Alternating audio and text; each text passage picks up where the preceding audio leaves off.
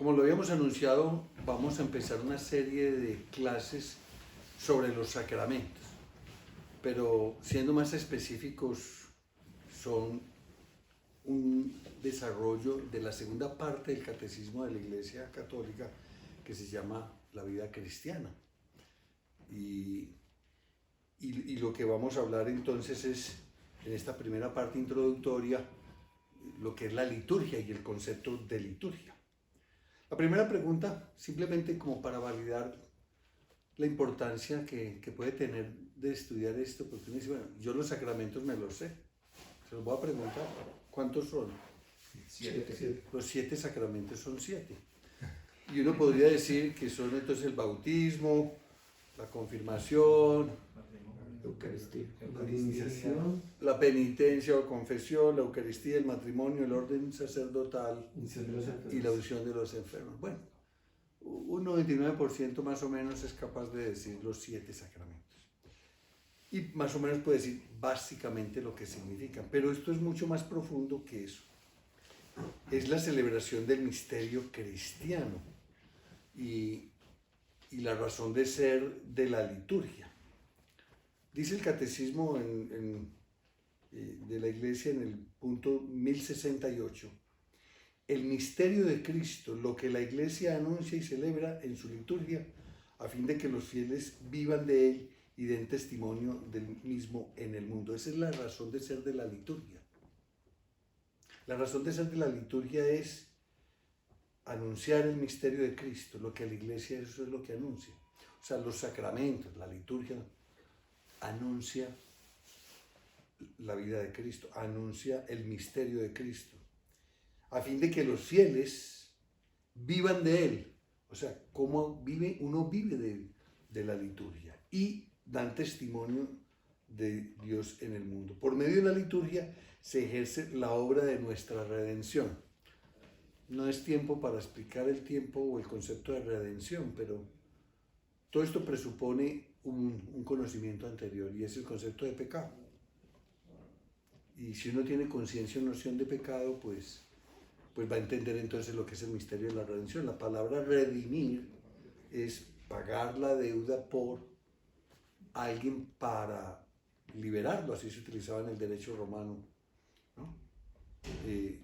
Pagar el valor de un esclavo. Se pagaba el valor del esclavo, entonces quedaba redimido el esclavo. El esclavo estaba entonces sin libertad. Eso utiliza el derecho comercial con los títulos valores. Cuando uno pone un CDT, lo pone a 6 meses, uno puede ir a redimirlo. Es decir, el CDT queda congelado, es decir, esos 10 millones que pusiste en el CDT quedan congelados, quedan como esclavos, no son libres de circular, ese dinero no circula. Y ese es el pacto que se hace con el banco cuando yo lo pongo. Entonces yo puedo ir a redimirlo. ¿Qué significa redimirlo? Liberarlo. Te cobran una multica. Te cobran un precio por liberar el título valor. Eso es el sentido jurídico antiguo y el sentido también de fondo. Liberar un esclavo. El hombre por el pecado está esclavizado. La redención es pagar el precio de la libertad, que es el precio que da Cristo con su pasión y muerte y su resurrección. Entonces, por medio de la liturgia se ejerce la obra de nuestra redención. Es decir, entonces, ¿cómo nos liberamos? ¿Cómo aplicamos la liberación? Cristo, pasión, muerte y resurrección, pues lo que nos hace es, entonces, nos libera. Pero eso al final, ¿cómo se materializa? Se materializa precisamente en los sacramentos. Entonces ya uno dice, wow, más allá que saberse que los 7 sacramentos son 7, y que son los que acabamos de mencionar, pues el bautismo, la confirmación, la penitencia, la Eucaristía, el sacramento del orden, el matrimonio, la unción de los enfermos. Más allá de saberse que son esos, es el sentido. Incluso la palabra liturgia puede desconcertar a las personas porque estoy utilizando la palabra liturgia o porque el catecismo de la Iglesia utiliza la palabra liturgia y el término sacramento. ¿Qué relación hay? Entonces nos enseña también el mismo catecismo. Liturgia es obra o quehacer público. Es una obra o un quehacer público, algo que se hace públicamente. O servicio de parte de y en favor del pueblo. es un servicio para el pueblo, en favor del pueblo. Y en el cristianismo, el pueblo de Dios toma parte en la obra de Dios. O sea que la liturgia es la obra de Dios, la obra, el Opus Dei, la obra de Dios, es la obra de Dios de la redención. Y los sacramentos, la liturgia es entonces la participación del pueblo en esa obra de Dios que es la redención. Entonces es apropiarse. Eso ahí está en Juan capítulo 17. Por la liturgia, Cristo continúa en su iglesia, con él, con ella y para ella. Y finalmente el Nuevo Testamento, pues también en el concepto de liturgia le da varias ideas. O sea, es una celebración, o sea, es una obra pública, es un anuncio del Evangelio. Los 7 sacramentos, la liturgia es un anuncio del Evangelio, o sea, de la buena nueva, en el fondo de la revelación. Y es la caridad en acto. Caridad en acto, es decir, pues el amor de Dios a nosotros. ¿Cómo se concreta el amor de Dios en el hombre? Pues en los sacramentos. Y la liturgia entonces también es fuente de vida. No agota la acción de la iglesia, dice el catecismo, no agota la acción de la iglesia, porque a la liturgia debe ser precedida por 3 cosas: la evangelización, la fe y la conversión. Entonces, para poder hablar, como tenemos que hablar en otras clases de los sacramentos, pues sí debe estar precedida por 3 cosas: la evangelización, la fe y la conversión. Sin evangelización, sin fe y sin conversión, pues los sacramentos pues no cumplen plenamente su propósito. Entonces no es solamente el tema ritual o el tema simbólico que ahora lo hablemos, y solo así se puede dar sus frutos. Entonces claro, esa es la primera cosa que uno tiene que ver cuando, por ejemplo, los padres que llevan los hijos al bautismo. No es simplemente como una acción hacia allá, hacia a la persona que se bautiza, o la fe, porque entonces se pone en juego la fe. Con cada sacramento se pone en juego de la fe, que es creer lo revelado, creer en Dios, creer a Dios y creer a Dios. Entonces, cuando yo creo a Dios, yo creo en Dios y yo creo a Dios, o sea, creo a Dios lo que dice. Creo en Dios y pues entonces ahí se pone en juego la fe, y en los sacramentos se pone en juego la fe. Oye, ¿tú tienes fe? ¿Cómo es tu fe católica? Pues ¿cómo es tu vida sacramental? Es un termómetro. Hoy me hablaba una persona que yo tenía mis sospechas y no estoy todavía seguro de que es una persona no creyente. No sé, me parece que puede ser no creyente o masón o algo así. Y entonces al final me dijo, oiga, rece por mí. Entonces me desconcertó y yo, pues, bueno, lo voy a incluir. Me dijo, ¿cómo si usted no rezaba por mí? Y yo le dije, pues genéricamente, nominatim no, por nombre no. Pero ya que usted ahora me lo dice, pues lo voy a meter. Y entonces, pues me suena la llamada telefónica y se rió. Entonces, y me dijo, bueno, pero rece por mi nombre, pero no por mis pecados, dijo él. Y yo, pues que eso así no tiene sentido. Entonces, y me dijo, además son poquitos. Y le dije, pues ese es otro. Y uno grande, pensar que son poquitos. Pero bueno, la gente tiene noción de fe, de la necesidad de conversión. En el fondo, y eso es una conversión. Venía incluso repasando la clase. Es una expresión de fe, de la necesidad de la conversión, o de que se requiere conversión. Claro, puede en el contexto decir, yo que ahora no quiero, o sí, no sé. Y de la evangelización, pues bueno, solo así se pueden dar sus frutos. Y bueno, evangelizar, fe y conversión suponen pues conocer la revelación, la Sagrada Escritura, lo que Dios nos ha revelado y que se lo ha entregado a la Iglesia, y la Iglesia nos los enseña con seguridad. Esa es la función de la Iglesia, es la depositaria de la revelación y nos la enseña con seguridad y certeza. Bueno, pues además la oración y la liturgia tienen una estrecha relación. ¿Qué significa que tienen estrecha relación? Pues es participar en la oración de Jesucristo que Él dirige al Padre. En el fondo, cuando Cristo clama al Padre por nosotros, pues hace esa oración. Y los sacramentos son una expresión, o sea, que la gracia de Dios se brinde a nosotros. Y eso lleva a que la Iglesia pues le ponga mucha importancia a la catequesis de la liturgia. Porque en el fondo nos introduce en el misterio de Cristo. Mistagogia y el misterio de Cristo. Procediendo de lo visible a lo invisible. Claro, el sacramento. Y es decir, en Cristo hay un misterio. Cristo es misterioso. Porque claro, es Dios, perfecto hombre, la segunda persona de la Santísima Trinidad. Un solo Dios, tres personas. Y entonces parte de lo visible hacia lo invisible. Del signo a lo significado. Y del sacramento a los misterios. Vamos a explicar que ese es como el corazón del sacramento. ¿Qué es un sacramento? La definición. Signo sensible de la gracia de Dios. Bonita definición, fácil de memorizar y profunda para comprender. Un misterio. Es un signo sensible. O sea, hay un signo. El signo, por ejemplo, cuando derraman agua sobre el bautizado, pronunciando unas palabras en el momento con el nombre. Yo te bautizo, fulano, ¿no? Yo te bautizo. No, eso se dice, Carlos, María, yo te bautizo en el nombre del Padre, del Hijo y del Espíritu Santo, mientras vierte agua. Ese es el signo, que es perceptible por los sentidos. Signo sensible, pero tiene un significado. El signo es una cosa, el significado es otra. Yo un día vi un trapo de una franja amarilla, de una franja azul y de una franja roja. Ese es el signo. El significado es la patria, si tú ves en caso de la bandera de Colombia. Entonces, claro, una cosa es el signo y otra lo que significa.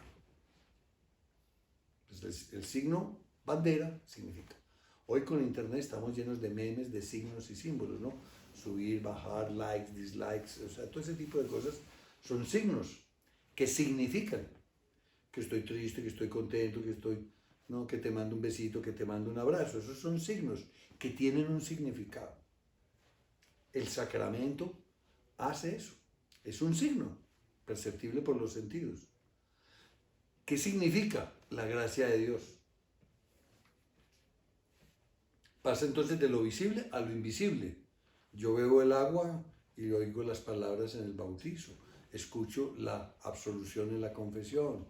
Escucho a los contrayentes, o sea, la pareja, el hombre y la mujer, declarando el matrimonio, celebrando el matrimonio ante un testigo especializado que es el sacerdote, y quienes estén, pero ante el testigo.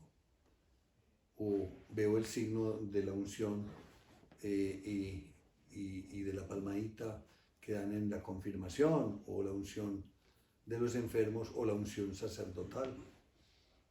Entonces, son signos visibles que van hacia lo invisible. Es decir, del signo a lo significado, de los sacramentos al misterio.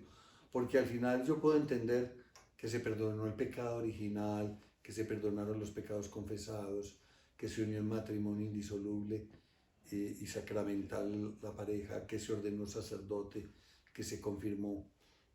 Pero eso es un misterio. Termina aún siendo misterio, porque es el misterio de cómo a través de un signo visible, con un significado y un sentido, pues llegamos al misterio. Entonces, allí es donde todo eso se hace. En el fondo, como es una acción de Dios, es una acción trinitaria. Se dice que pues, todas las acciones de Dios son de la Trinidad. No obstante, enseña la teología pues, que se atribuyen con más propiedad a una de las personas a veces. Por ejemplo, la creación es de toda la Trinidad, pero se le atribuye al Padre, la redención al Hijo, la santificación al Espíritu Santo. O sea, son cosas propias de cada persona. Bueno, pues sí, los sacramentos son trinitarios. Pero al Padre, por ejemplo, pues ¿qué ocurre con el Padre?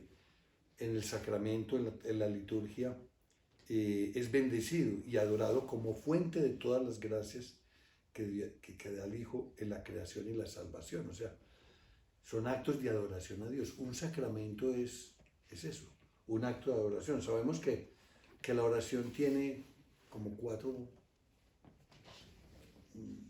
expresiones. La oración de alabanza, y esa es importante.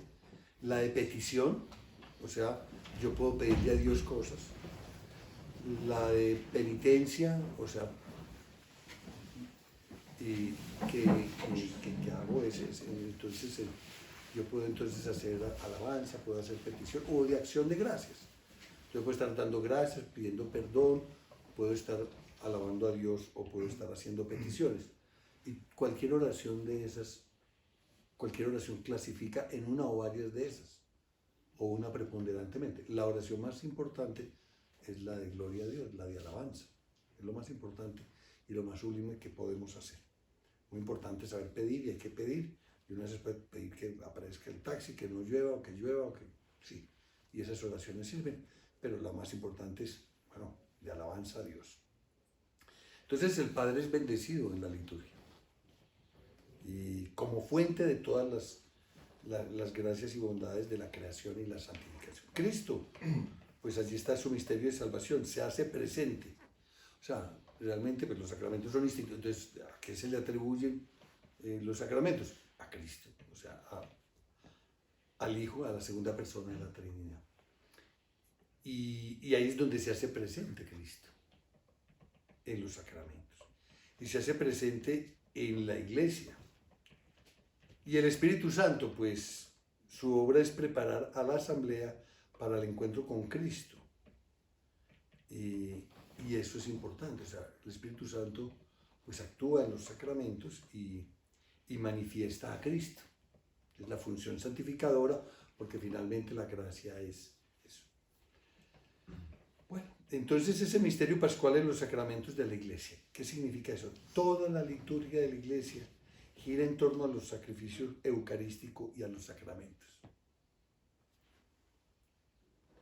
Y entonces la centralidad de los sacramentos está en la Eucaristía. El bautismo es en orden, porque todos giran en torno a Cristo.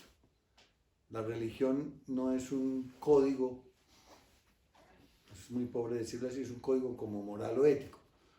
No matar, no robar, no es eso la religión. La religión es una relación interpersonal de la criatura con Dios, de Dios con la criatura. Es una relación. Religare significa también, una de sus acepciones es relacionarse, vincularse con Dios. Entonces religión es eso. Entonces la liturgia de la Iglesia pues busca darnos precisamente ese punto de encuentro. Y en ese punto de encuentro, pues ahí es donde opera todo el tema sacramental, todo el tema litúrgico. Toda la liturgia de la Iglesia gira en torno al sacrificio eucarístico. Entonces, claro, el bautismo es en orden a ser cristiano, la confesión es para recibir la comunión, el sacerdocio es para, o sea, gira alrededor de Cristo. Entonces, como centros de raíz están, pues, la Eucaristía y los sacramentos. Cuando uno mira los 7 sacramentos puede encontrar cosas que son comunes a todos los sacramentos. Y lo primero que podemos decir es que los sacramentos son de Cristo. Y hay un punto del catecismo muy importante. Todos fueron instituidos por Jesucristo. Vamos a buscarlo aquí, el 1114.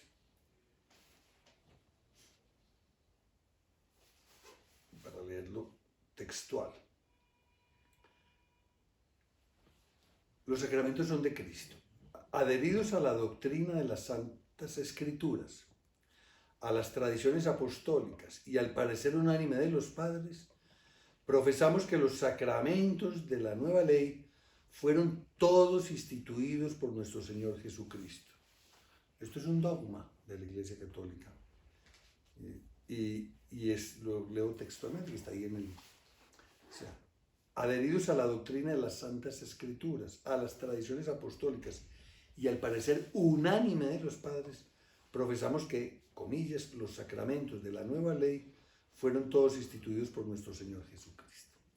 Entonces alguien dirá, no, yo necesito saber exactamente en qué evangelio dice que los 7 sacramentos son 7 y cuáles son. Bautismo, como lo empezamos la clase de hoy. No lo van a encontrar, ni en el Antiguo Testamento ni en el Nuevo Testamento. No hay un sitio que uno pueda coger de la Sagrada Escritura y dice, los sacramentos son 7 y son a saber, o al menos con esos nombres, la confirmación, la unción de los enfermos, el matrimonio, la confesión, el bautismo. No hay como una denominación específica. Pero es inequívoco que en las Sagradas Escrituras están allí. El bautismo pues abunda miles de referencias. Incluso termina un evangelio, y predicar el evangelio a toda criatura bautizándolo en el nombre del Padre, del Hijo y del Espíritu Santo. Y habla del bautismo, pues empieza la predicación, incluso precede la predicación de Cristo con el bautista, o sea, el que bautizaba. Bautismo preparatorio del bautismo, o sea, duda inequívoca que el Nuevo Testamento tiene el bautismo, ¿no? La confesión, pues, ¿no? Entonces, después de la resurrección, el perdón de los pecados, pero también durante la vida Jesucristo perdona pecados y demuestra que viene a perdonar los pecados y anuncia que viene al perdón de los pecados, ¿no? Y lo retan, y él reta a la gente y dice, yo perdono los pecados, o sea, perdono los pecados. La confesión está allí permanentemente o claramente expuesta. El matrimonio, pues hay también como el matrimonio indisoluble de un hombre y una mujer, pues es sacramento. No fui hacia el principio cuando habla del tema del divorcio.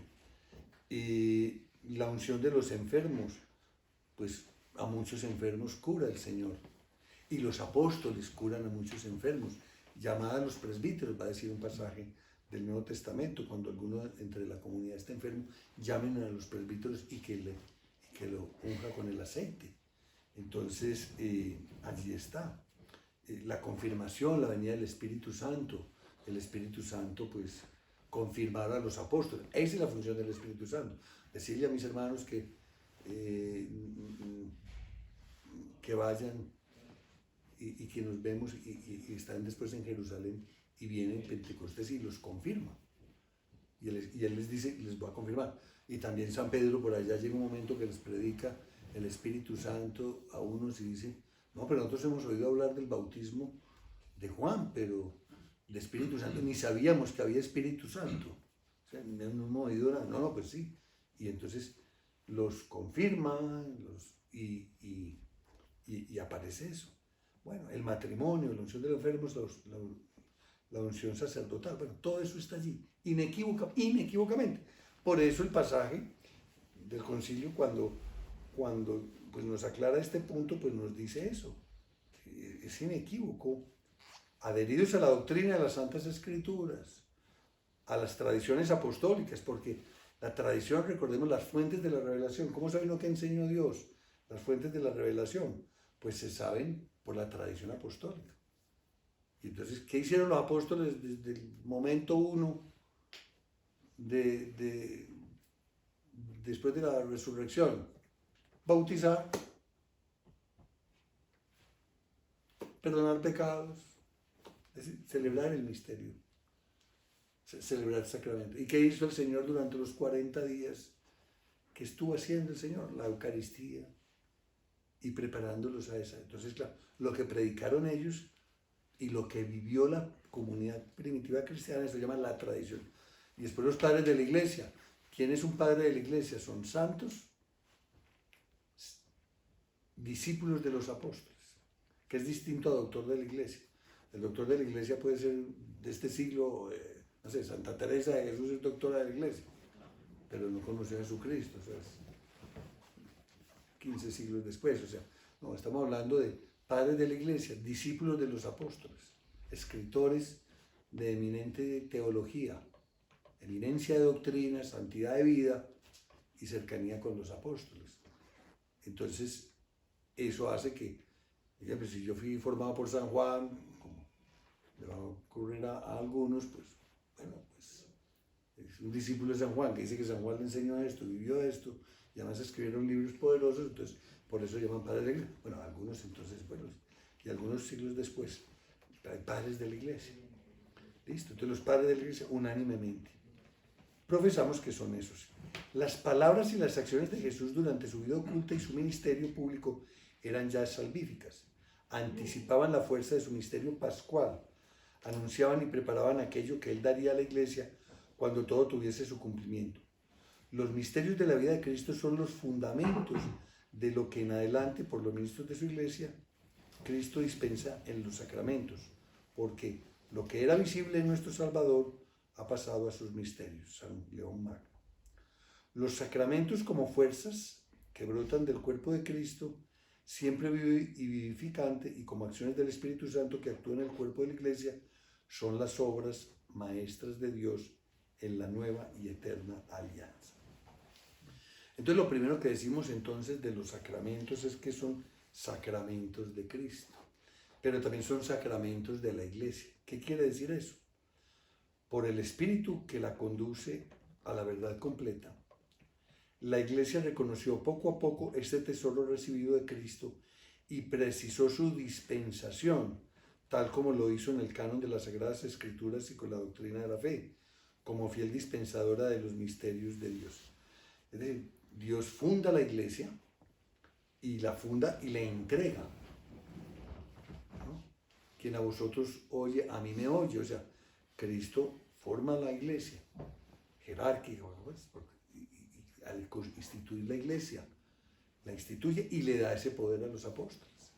Y en el poder de los apóstoles, en la continuidad de los obispos, que son los continuadores de los apóstoles, en la plenitud del sacramento del orden, y los presbíteros y los diáconos. Ahí entonces le entrega a la iglesia para que custodie y dispense, dispensar, repartir. Por eso a veces se utiliza la expresión economía de la salvación.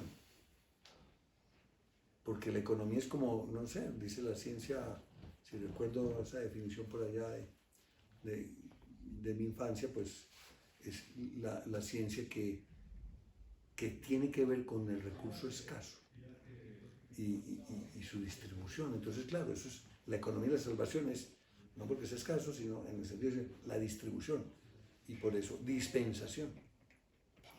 Los sacramentos son de la iglesia en el doble sentido que existen por ella y para ella.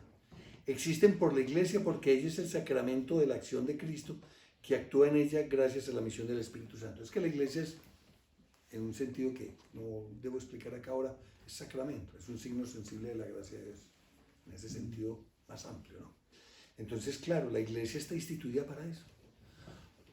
Ahí hay una definición y una distinción radicalmente profunda con los cristianos apartados de la iglesia católica, que han perdido los sacramentos. Algunos conservan el sacramento del bautismo, diría casi todas las diferentes confesiones cristianas, pero de ahí en adelante ninguno.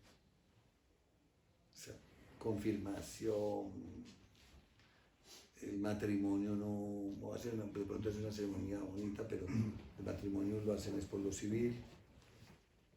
O sea, el matrimonio, porque ellos no celebran el matrimonio como sacramento, o sea, todo. La unción sacerdotal, ¿no? Tienen ministros por elección popular, por votación o por autoproclamación. Hay personas que dicen, no, yo voy a hacer y monto mi iglesia, y casos conocemos. Y yo lo he vivido, me tocó como abogado asesorar a algunos de esos pastores en algún momento. Eso es, uno se puede autoproclamar, pero uno no puede autoproclamar obispo. No, eso es otra cosa. Entonces, son sacramentos de la iglesia y para la iglesia. Y en el sentido de iglesia también, Cristo es la cabeza de la iglesia, y entonces, pues bueno, pues en ese sentido también más profundo. Y existen para la iglesia, porque ellos son sacramentos que constituyen a la iglesia. San Agustín, Santo Tomás de Aquino también lo menciona, ya que manifiestan y comunican a los hombres, sobre todo en la Eucaristía, el misterio de la comunión de Dios, amor uno en tres personas, formando con Cristo cabeza como una única persona mística, La Iglesia actúa en los sacramentos como comunidad sacerdotal, orgánicamente estructurada. Gracias al bautismo y la confirmación, el pueblo sacerdotal se hace apto para celebrar la liturgia.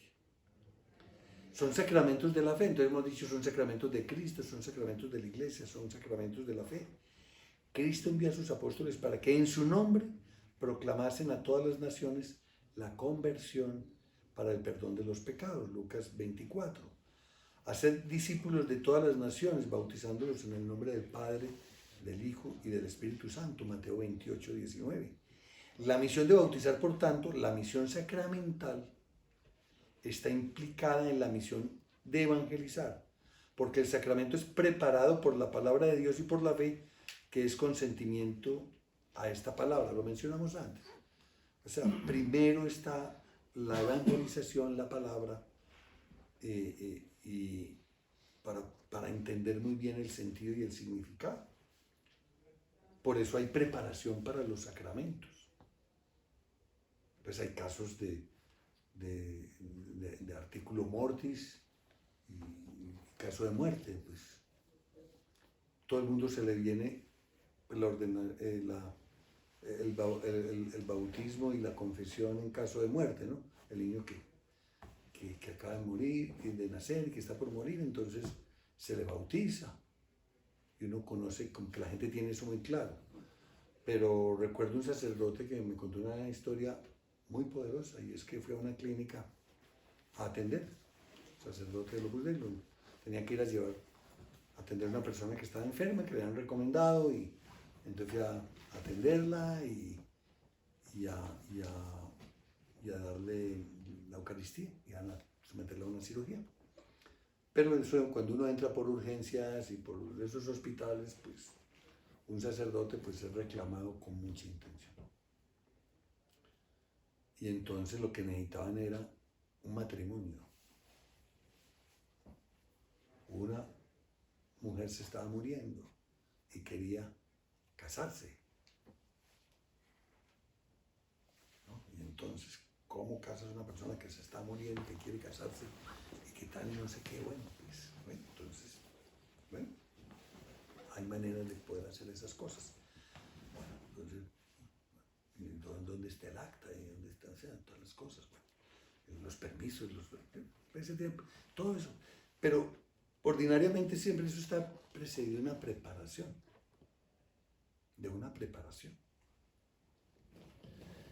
Y entonces son sacramentos entonces de la fe, porque suponen lo que se llama la lex credendi, la lex orandi. La fe de la Iglesia es anterior a la fe del fiel. La Iglesia cree unas cosas antes de que yo las crea. O sea, yo nací en un momento de un siglo pasado, pero ya la Iglesia Católica creía eso hace 2000 años. O sea, la fe de la Iglesia es anterior a la fe de cada uno de nosotros, el cual es invitado a adherirse a ella.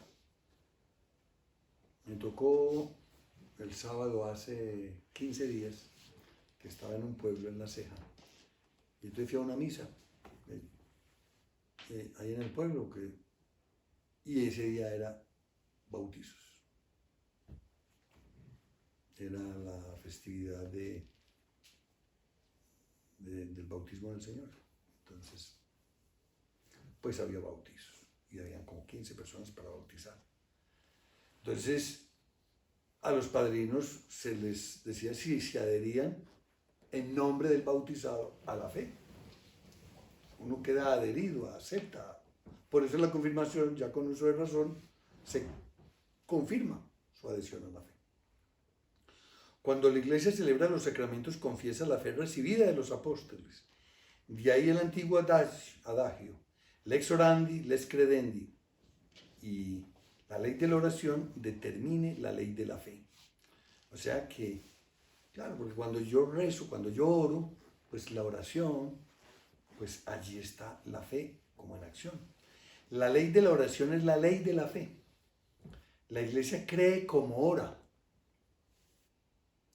¿Tú qué rezas? Eso es lo que crees. Tú haces adoración eucarística, crees en la Eucaristía. Tú rezas al Padre, al Hijo y al Espíritu Santo. Crees en la Trinidad. Tú rezas por la intermediación a la Virgen María, Madre de la Iglesia y Madre nuestra. Tienes fe en la Virgen. O sea, dime qué rezas y yo te diré qué crees. Hay gente que le reza a las energías y haces unas cosas rarísimas. Entonces se apartan del catolicismo. Entonces tú estás creyendo cosas que no son de fe, ¿no? Entonces le rezas a tu ángel custodio. Muy bien, entonces crees en los ángeles. La ley de la oración determina la ley de la fe. La ley de la oración es la ley de la fe. La Iglesia cree como ora. La liturgia es un elemento constitutivo de la tradición santa y viva. Por eso ningún rito sacramental puede ser modificado o manipulado a voluntad del ministro de la comunidad. Porque, claro, el sacramento no es un signo sin significado. O mejor dicho, es un signo, como lo mencionamos, con un significado. Y con un sentido, porque se hace presente Cristo allí. Entonces, y Cristo instituyó eso visible para llevarnos a lo invisible. Por lo tanto, no son ceremonias, ritos, signos que de origen humano con un sentido humano.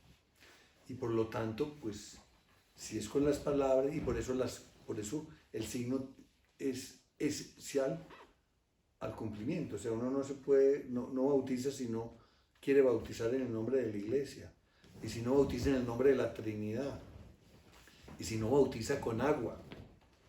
Entonces la gente dice, no tenemos agua, estamos en emergencia, pero tenemos una cerveza, una gaseosa.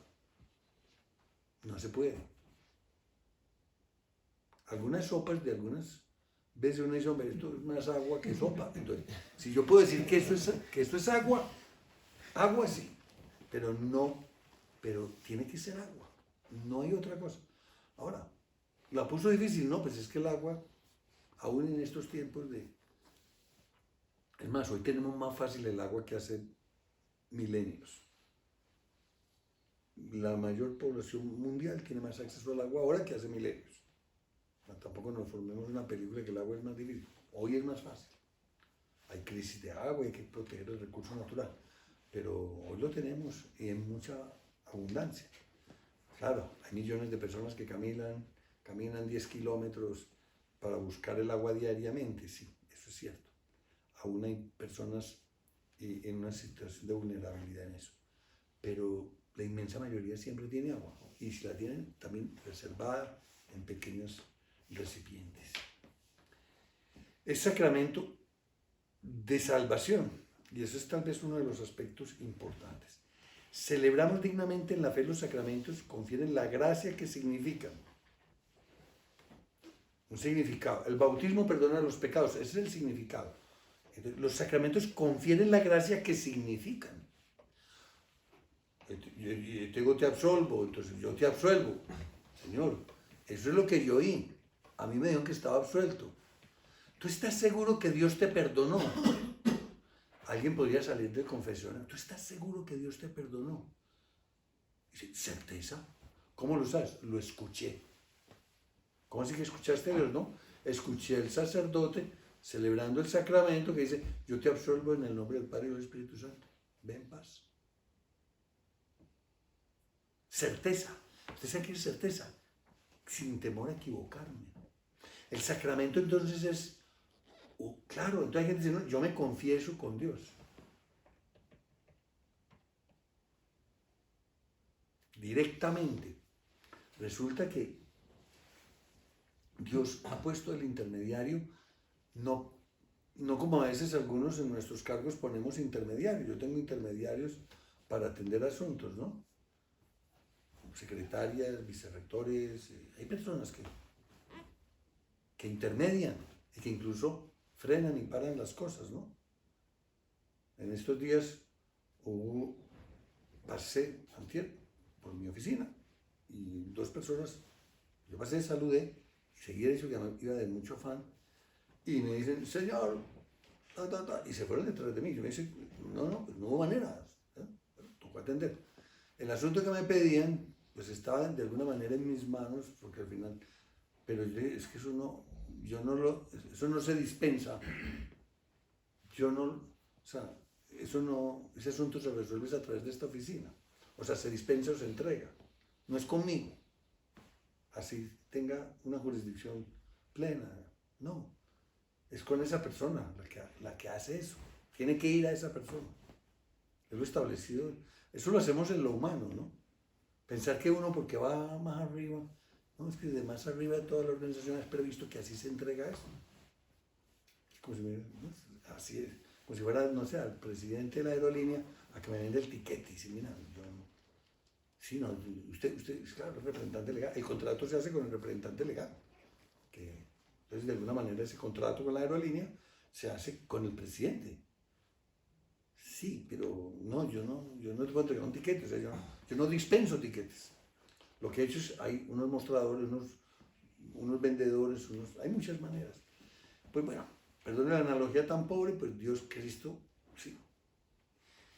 Con la diferencia que estos son intermediarios, sino en cambio ahí sí actúa Cristo, a través del intermediario del que celebra el sacramento, sea sacerdote o hay sacramentos que no necesitan sacerdote para celebrarse, ¿no? Necesariamente, como por ejemplo el matrimonio lo celebran los cónyuges, ya lo veremos, no el sacerdote. El sacerdote no celebra el sacramento del matrimonio, lo celebran los cónyuges. Él es un testigo esencial y condición necesaria de validez. La Iglesia afirma entonces celebradas, entonces pues eso es importante. Los sacramentos confieren la gracia que significan, eso está desde el Concilio de Trento, así de claro. Son eficaces porque en ellos actúa Cristo mismo. Él es quien bautiza, el quien actúa en sus sacramentos con el fin de comunicar la gracia que el sacramento significa. El Padre escucha siempre la oración de la Iglesia de su Hijo, que en la epíclesis de cada sacramento expresa su fe en el poder del Espíritu Santo. Epíclesis es en el momento en que el Espíritu Santo actúa. En la Eucaristía, cuando está, por ejemplo, que se imponen las manos y que se hace la consagración, entonces se dice ahí en ese momento actúa el Espíritu Santo y hace la transubstanciación, etc. Bueno, ¿no? Tal es el sentido de la siguiente afirmación de la Iglesia. Los sacramentos obran ex opere operato, según las mismas palabras del concilio, por el hecho mismo de que la acción es realizada. Por la misma ex opere, cuando yo realizo la acción, el agua y el nombre del bautizado, eso actúa por la obra misma, por la acción litúrgica, la obra en favor de un pueblo, de alguien. Opera automáticamente, ex opera operato. Es decir, en virtud de la obra salvífica de Cristo, realizada de una vez por todas. De ahí se sigue que el sacramento no actúa en virtud de la justicia del hombre que lo da o lo recibe, sino del poder de Dios. Santo Tomás de Aquino. Es que a uno lo confesó un sacerdote no muy santo. Quedó confesado. No depende de la santidad del sacerdote. El sacramento opera. Es más, puede estar en pecado. Y el sacramento opera. Ex opera operato.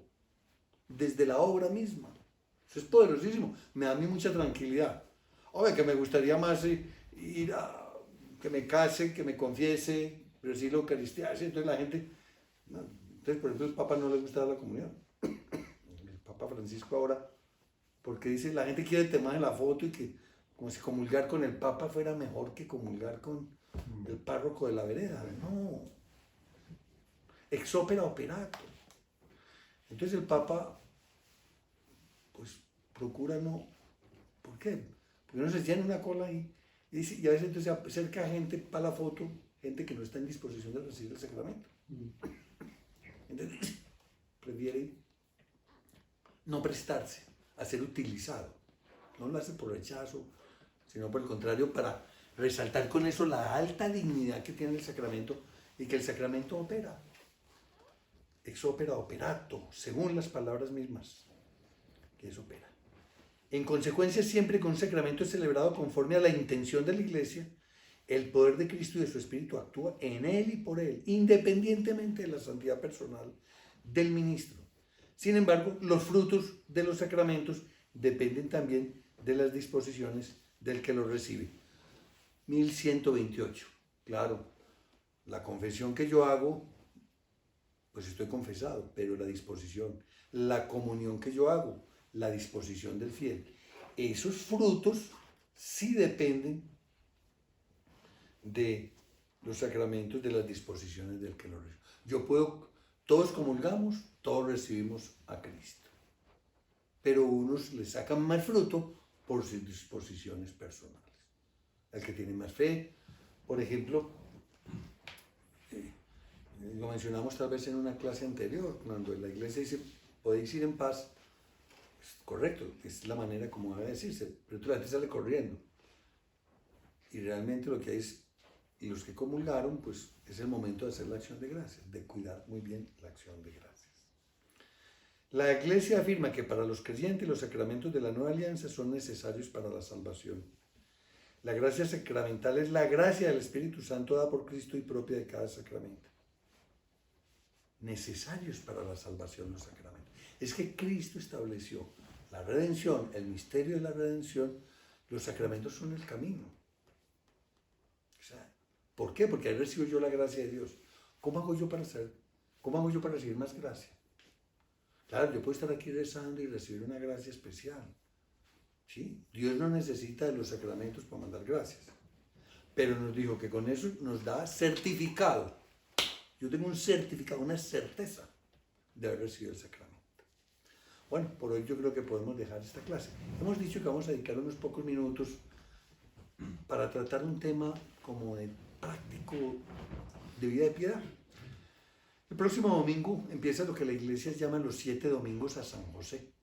¿Qué significa los 7 domingos a San José? Así como existen novenas, decennarios al Espíritu Santo, novena al Niño Dios, en fin, hay muchas maneras de preparar fiestas, etc. El 19 de marzo es la fiesta de San José. Y entonces la iglesia ha venido impulsando esa devoción a meditar la vida, la santidad, el ejemplo de San José. Cada domingo uno podría proponerse entonces decir, vamos a mirar, hacer oraciones a San José, pedirle a San José, por la familia, por la castidad, por las virtudes de la laboriosidad y el trabajo, todas las virtudes. Entonces, meditar y conocer más la vida de San José puede ser una ocasión importante para uno vivir una costumbre maravillosa que es el 19 de marzo, fiesta importante. Y uno puede decir, bueno, yo todos los domingos voy a acordarme de rezar una oración a San José, pero puede que no necesariamente o solamente los domingos, sino las 7 semanas anteriores.